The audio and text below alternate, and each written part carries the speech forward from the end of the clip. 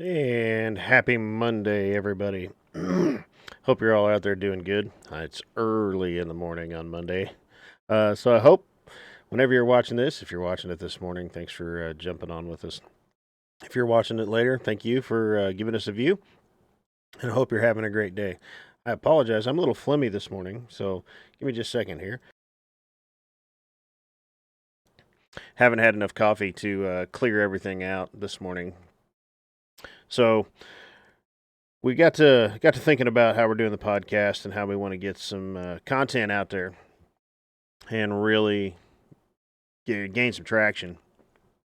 So I've decided just every morning, every Monday morning, not every morning, every Monday morning, to jump on here and talk for 15, 20 minutes, just about what's happened over the weekend, sports wise, or over the past week. Throw in a little bit of content. Obviously, if you've watched any of our other podcasts that we've jumped up there, there's only a couple right now. You can follow us on Facebook, YouTube, as Forged with Fire, or you can give me a follow on Twitch, FireSquasher357. My name is Spencer Ray.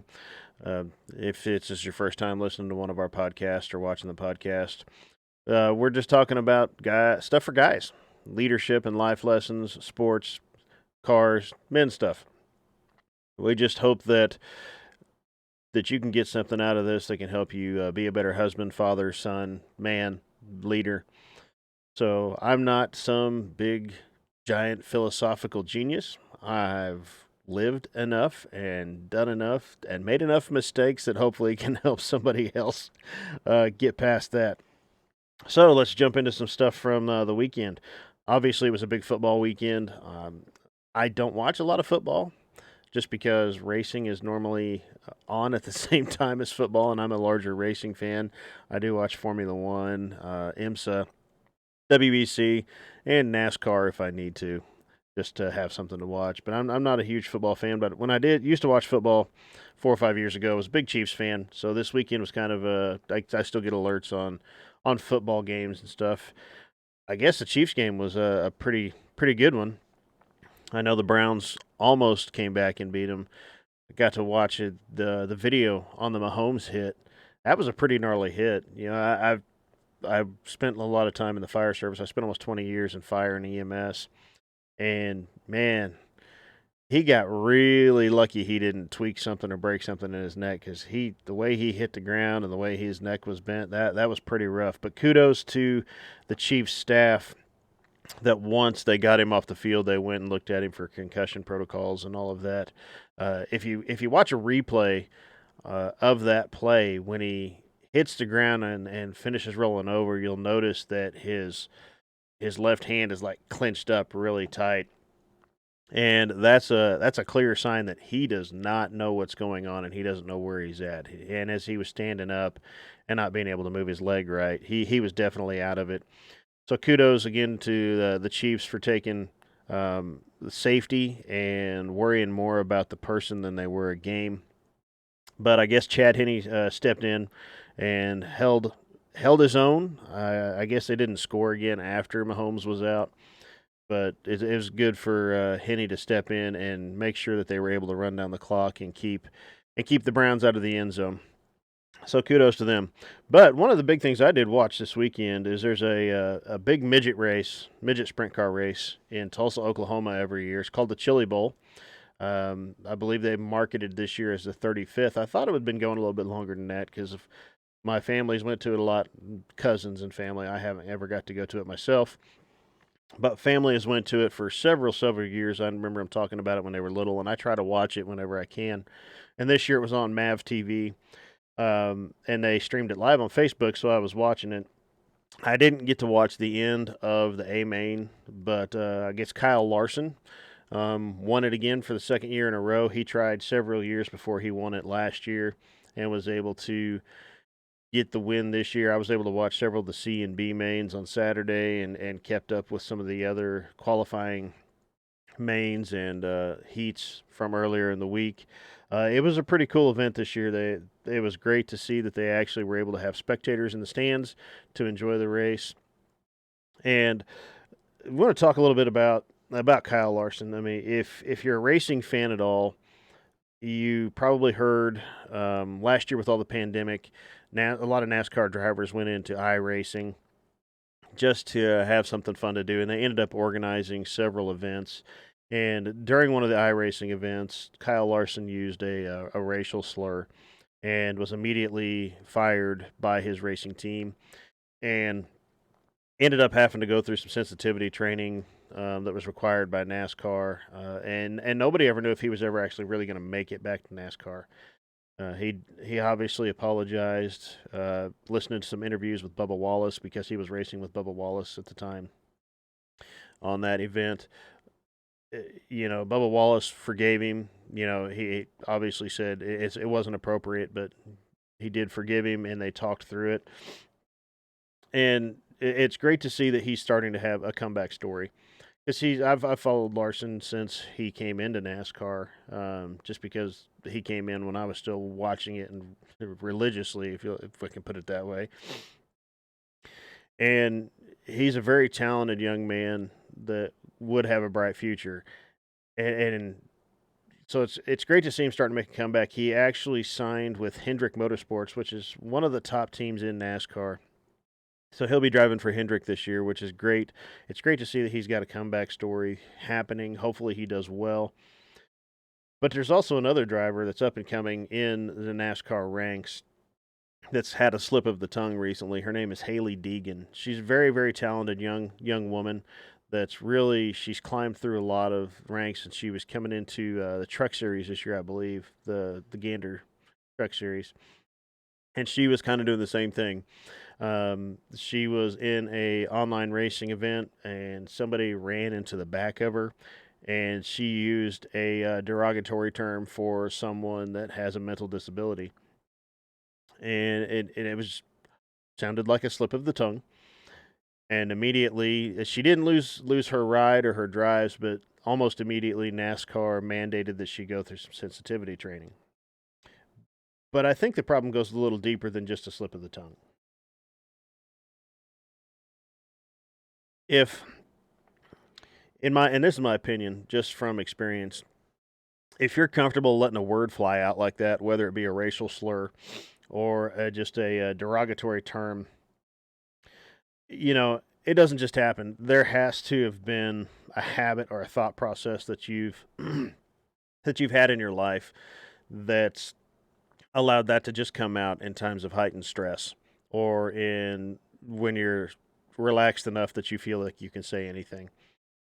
So, in the case of both Larson and Haley Deegan, they have had to been in situations with other people where they'd used that word before.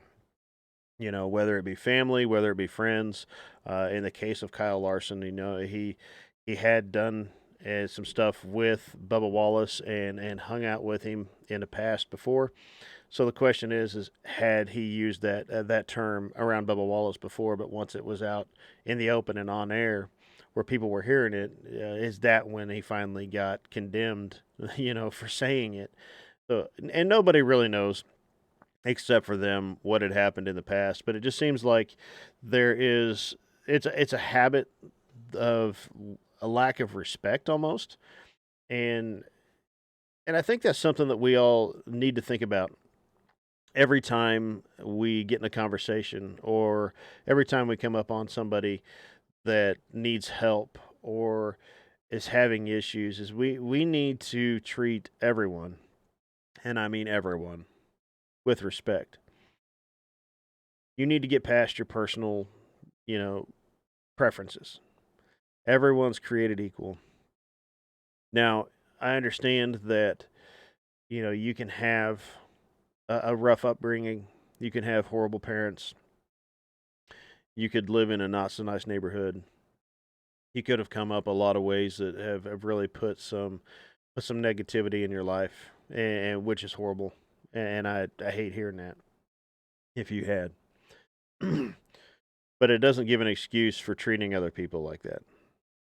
You should always try to treat others better than yourself. It's me being a Christian. I'm obviously going to throw this back towards the Bible. The the golden rule, as a lot of people know it, do unto others as you would have them do unto you, it actually came out of the Bible.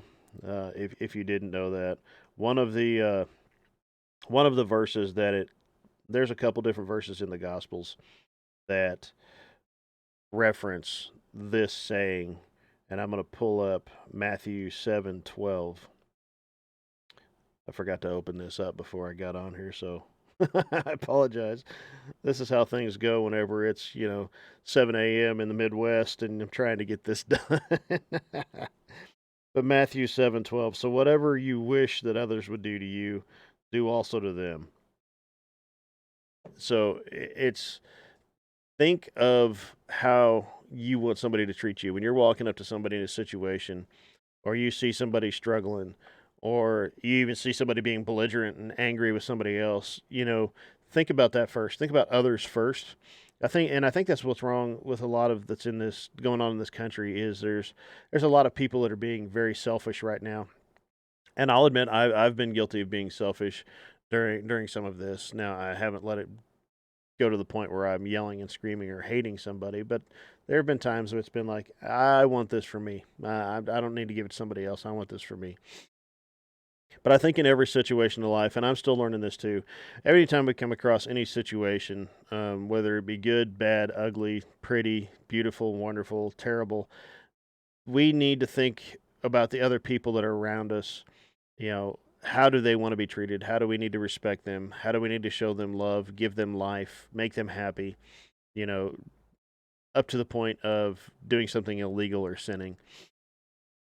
So it's just something that I think we all need to learn, because there's the political correctness right now is really getting out of hand. You know, but we still need to show respect, and it doesn't matter if you agree with what's going on in the world, because I know we're getting ready to have the presidential inauguration for President-elect Biden, and there's a lot of hate swirling around this right now. If you're a Christian, I'm going to ask you right now, pray for our president, vice president, our House of Representatives, our Senate, that they would do the right things, that they would be led by God, that they would uphold the Constitution. There's a lot of fear right now in ranks of conservatives, and I would consider myself an independent. There are things that I agree with on the conservative side. There are things that I agree with on a little bit of the liberal side. I do lean a little more conservative, but so there's a lot of fear with friends and family that I know that are really staunch, heavy conservatives. Um, they've got a lot of fear right now. They don't know what's going to happen. They're afraid the Constitution is going to be shredded or changed. But that does not change the fact that we still need to show respect every day to the people around us. And 1 Peter 2:17 it's another Bible verse that really kind of shows respect and kind of leans into this. It says, honor everyone, love the brotherhood, fear God, and honor the emperor. Now, back in that time, obviously, there was the emperor. For any of you that don't know much about biblical history, during the time that this part of the Bible was written, this letter was written, the emperor was trying to kill every single Christian that he could. They were under severe persecution. So they were being wiped out and not just being sequestered and not being allowed to meet or share uh, their opinions and the gospel of the good news.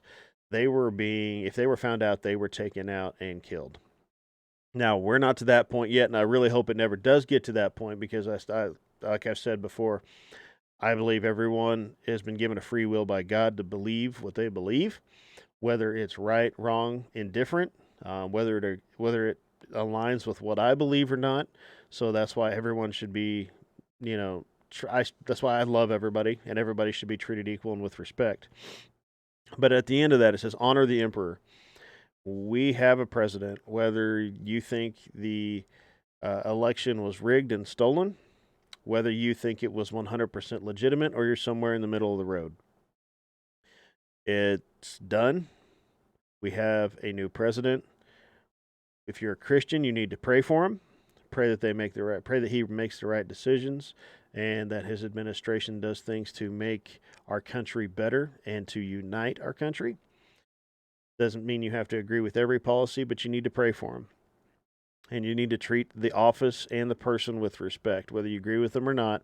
You don't need to be hateful, and you don't need to. We don't need to start more riots like what happened last year. We don't need to have another incident on Capitol Hill. It just comes down to treating others with respect, whether it's the president or the person on the corner that's homeless that needs a dollar or two, or needs a new shirt, needs a coat, needs a meal. You can show them respect and take care of them and help them out. So yeah, that's kind of short and sweet, and kind of how we're planning on doing it. We're going to try to do these podcasts for about 15 to 20 minutes every day, just to kind of give you a pick me up. We've hit about that limit. So, just going to say real quick, I really appreciate anybody that watches this. Just going to kind of ask you to, if you enjoy what I'm talking about, we're eventually going to make the content a little bit longer and probably less frequent. But right now, we're going to try to hit one every Monday and talk about what's going on. So we'd really appreciate any likes or shares that you could give us. We hope you appreciate the content and appreciate what's being said. Like I said, go out there and respect everybody around you. In fact, here's a challenge for you whenever you hear this. Find somebody today that you can show some love and respect to. Whether they're having a good day, a bad day, or again, if it's somebody standing on the corner that needs a hot meal. Go out there, show them some love, show them some respect, and make the world a better place for somebody else. So again, if you, I'd really appreciate it if you'd give us a like and a follow on Facebook, subscription on YouTube, or if you're a gamer, give me a follow on Twitch, FireSquasher357. You just saw it pop up. I'll pop it back up again here real quick. And I haven't been streaming games much lately. I've been doing a new computer build. In fact, this is the first podcast from my new build. Got everything done except for my video card, my graphics card. It is actually stuck in Canada, and I don't know when I'm going to get it. So once I get my new graphics card in and completely finish the build on the computer, I'll start streaming some more games from the PC instead of from Xbox. Like I said, I've been really tied up with this podcast and getting this computer built, so I haven't really been streaming games much. But once we get that done, we'll be on there streaming some more games, and I hope you guys appreciate what's going on. So again, go out, find somebody, show them some love today, and everybody have an amazing and a wonderful day. God bless.